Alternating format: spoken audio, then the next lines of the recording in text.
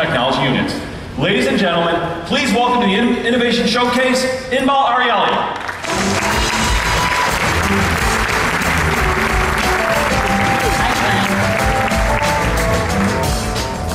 All right, Inbal, you left a flourishing legal career to focus just on innovation. Why is it so interesting to you? So Brian, according to a recent published global report, Israel has the highest density of startups in the world, with one startup for every 2,000 people. Yes, it's amazing. And according to that report, Tel Aviv was ranked second to the Silicon Valley as a global hub of entrepreneurship. Wow. Yes, so New York, Paris, London, they're actually all behind us. Okay, so we brought you here from Israel to tell us why is Israel second only to Silicon Valley? So I will tell you that in a second, Brian. All right, it's your show, you run it. I'll just... But actually, I wanted to tell you that I quitted my position as general counsel in Israeli high-tech companies to found a business incubator, actually targeting Israel's outstanding young talent and launching meaningful startups with them. And now we can go back. What's the name of that incubator? Gamadu. So you actually started an incubator to foster startups among IDF technology and veterans, etc. Exactly. Okay. So why is this all happening in Israel versus other countries? So there are many reasons for that. I think the fact that Israel is a young country of immigrants, and immigrants are entrepreneurs by heart.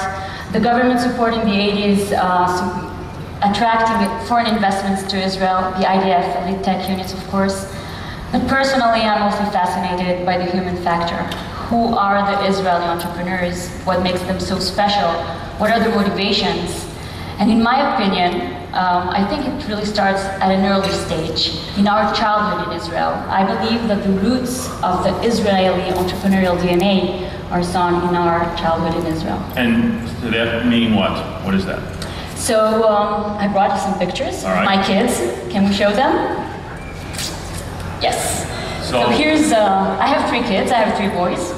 And here's Daniel playing with a friend of his in kindergarten.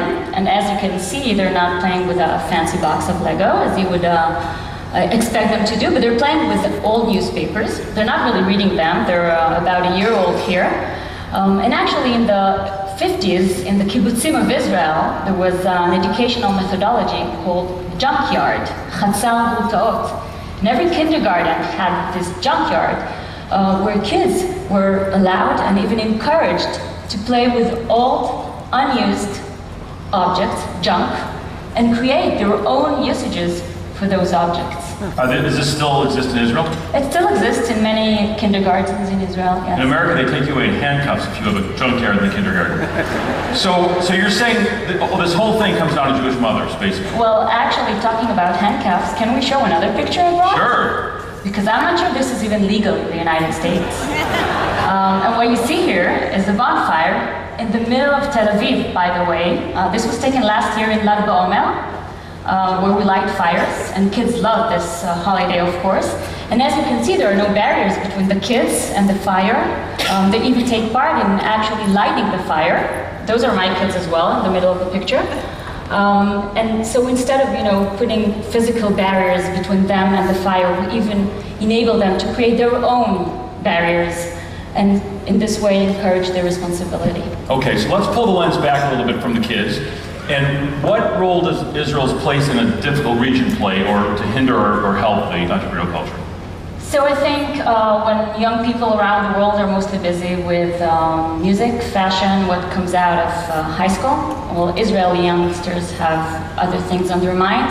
They're also busy with those things, but they also are facing existing threats, major threats on their existence.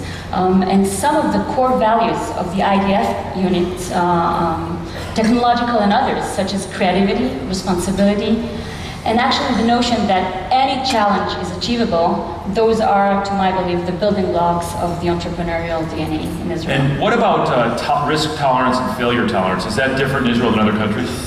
I believe it is. I think the Israeli society and the Israeli parents, by the way, are much more tolerant towards failure. I can give you an example to that. There was a cult show in Israel, which ran for over 20 years, called Zeh V'Zeh. And an entire generation of young people grew up on this show. And one of the main characters of the show had this tagline, Yatsek always falls and rises. Yatsek tamid nofel v'kam. And that was the message for young people. You can be wrong, you can make mistakes, you can fall, you can fail, as long as you know how to bounce back and rise again.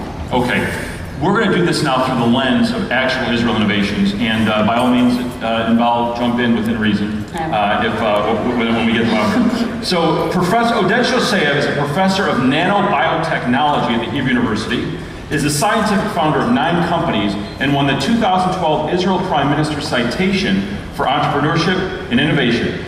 Please welcome to the Innovation Showcase, Professor Oded Shoseyev.